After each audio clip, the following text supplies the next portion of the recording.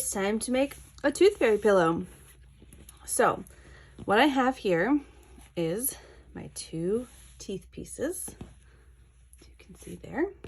And then I have my 2 pocket pieces there.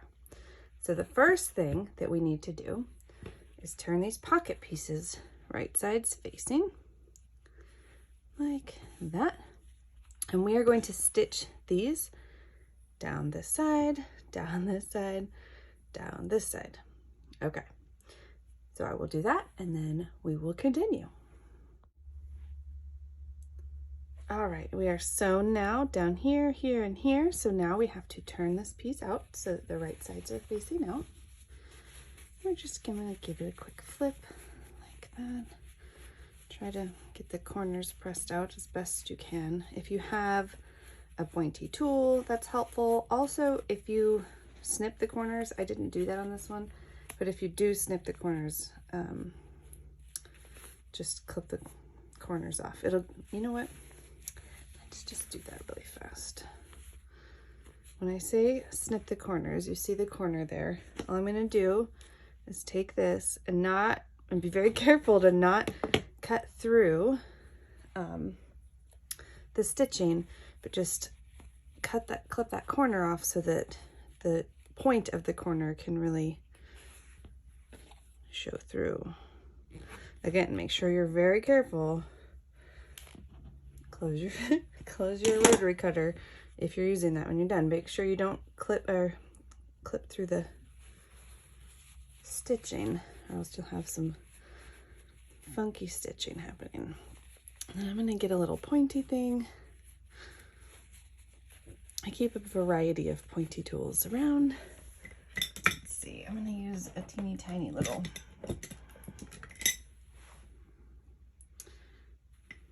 just a little screwdriver there. And you just push it in there, and you see it pushes that corner out just a little bit more. Just get it as best you can. Again, it doesn't need to be perfect. Okay, you can press it at this point if you would like. You do not have to. The next thing we're going to do is take this in and fold these down about a ½ inch, just like that. Again, you can press it now if you would like, but you do not have to. I'm just going to put a clip right there to keep it nice and secure. And then we take our tooth pillow. I should also mention this is a 1/4 inch seam allowance. So we take our tooth pillow, we're going to put it right here. I am going to use pins. Oh, I dropped one. Let's see. I'm going to use pins to put this on just so that it doesn't shift on me here. I want it to stay right there as centered as possible. You may hear me say this about 10 million times, but again, it's okay if it's not perfect. If you're a perfectionist and you want it to be perfect, then go for it. I tend not to be a perfectionist, so it is just like that. It's mostly centered. I could shift it a little bit. I'm not going to. Then what we're going to do is stitch down the side, down the bottom, and up here to create our little tooth pocket. We'll put a tooth right in there. All right, so let's go stitch. Okay, so our pocket here is attached. You can see we could put things in there now if we wanted to. The next step is to sew the 2 pillow pieces together. I'm going to use a couple clips for this. And while we do this, I'm going to mark here on the side. I always like to mark where I'm going to leave my turning hole. So I use 2 clips to do 2 closer together clips. So I don't usually use tons of clips. Sometimes on more curves I will, but I don't usually clip a ton. So we'll put one there, one there, and we'll call it good. So what we're going to do is starting here or here, we're going to sew all the way around using a 1/4 inch seam allowance like that, and stop here. Make sure you are back stitching when you start and stop to lock that in place so that your threads do not come undone, because we need that to stay nice and strong when we're turning it out. So let's go sew it. Alrighty, it's all sewn all the way around except for our little opening right here. So the next step is to turn it out. Now there aren't any corners here, but to get a better curve, sometimes, otherwise you'll get some puckering, you take and you just sort of clip within the seam allowance. You just make little clips to the stitching, but not through the stitching. Just so that the fabric has an easier time. Hold it closer so you can see how there's little clips in there. I might need to make some of them a bit deeper, but it is a small seam allowance and I really don't want to cut through my stitching. But it just helps the fabric to be able to move a little bit more. So sometimes you want to clip your corners. Usually the only issue is going to be these corners that go in.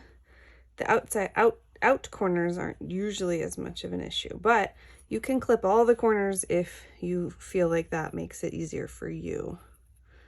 And it'll lessen any puckering you might be having an issue with. Oh, that was close. Almost went through. Okay, so now that we've done that, we're going to go ahead and turn it out. To do that, you just take some of your fabric and just start pushing it through. There's not really a science to this part. You just gotta turn it right sides out. You can pull that or you can push. I usually use both just because I find it's the most efficient. Sometimes things get stuck and you have to kind of just finagle it a little bit. All right. We're getting there. Where's my hole? There it is. So then I usually put my fingers back through the hole just to pop out any little bits, like these little roots of the tooth here. We'll just pop them out a little bit. Let's see. Look at that. Pop that one out. There we go. Get this up here. All right, so now we have a tooth. A little bit. We have a tooth and we are ready to stuff it. So now what we need to do is grab our stuffing. I use this. I just bought it at Joann's. You can usually buy it at Walmart too, lots of different places. All we're gonna do is just start taking little bits of fluff and we're just gonna stuff it in the hole. Just like that.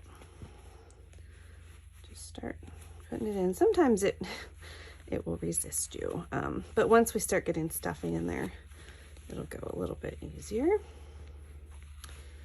I love making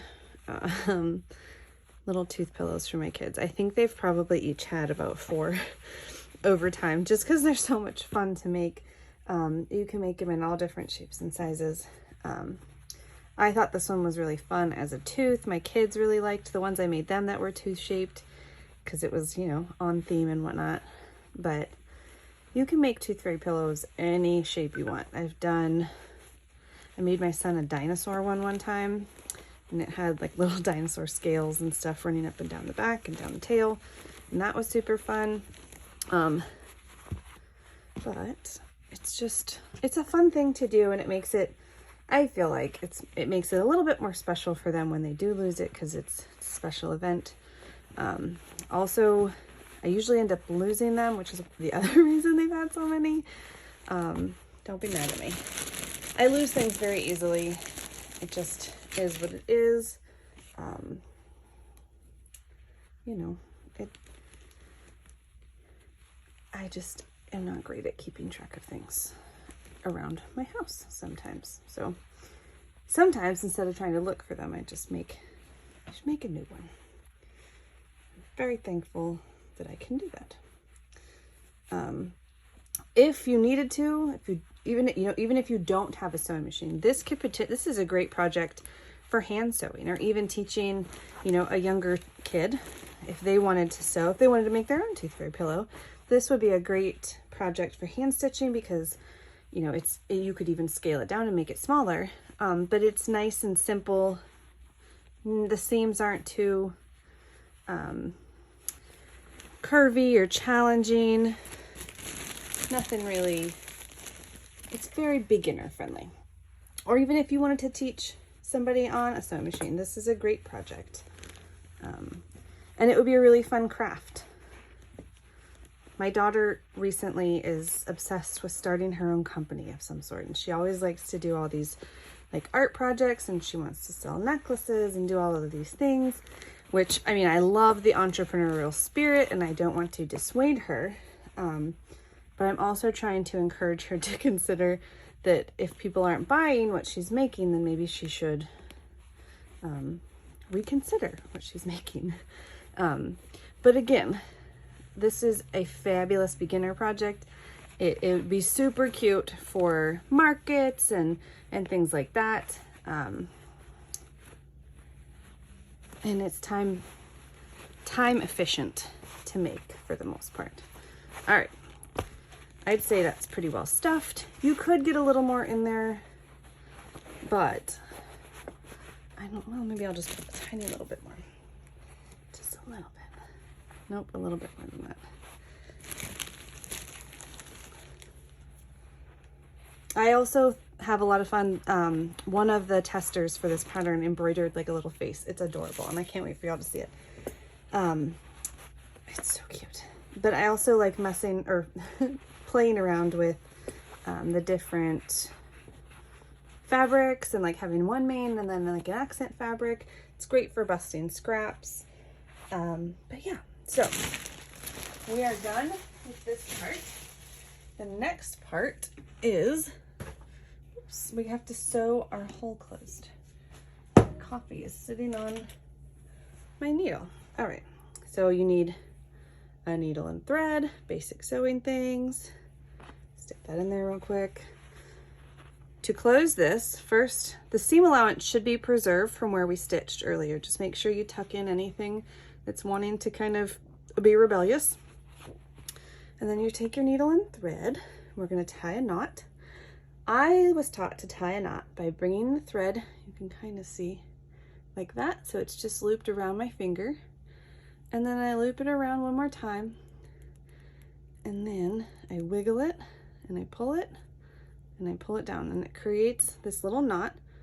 Oh, that one came out. Let's try it again. Sometimes you can even go 2 or 3 times around, depending on the size of the knot you want, and you just sort of like intentionally tangle it by moving it back and forth like that, and it ties in a little knot. There we go. And that makes sure that your thread will not come through when you start sewing. So what we're going to do is take our needle, find the seam allowance here, and then we're going to go in between, behind the seam allowance there, and out the back. So you can see the needle is here and the opening starts over here, but I'm ahead of it because I want to make sure that we're staying even with the seam allowance all along, and this will help as a guide. So then you just take your needle and you start going along the top here, wherever the seam allowance is naturally created, where it's folded. You can also create a little press. I'm sure this is not the easiest to see, but essentially it's just like a little ladder stitch. It's not anything too difficult. We're just stitching it closed. So I'm going to keep sewing here, and then I will show you what it looks like when it's all done. All right. Okay, we're all sewn up. It's not the most perfect job ever, but it'll do. We're all sewn up. We have our little hole here to put our tooth. It's perfect. You could put vinyl, you can personalize it however you want. And now you're all ready for all those teeth that are gonna fall out. I hope that you make one and that you share it with us on Facebook or Instagram. Thank you.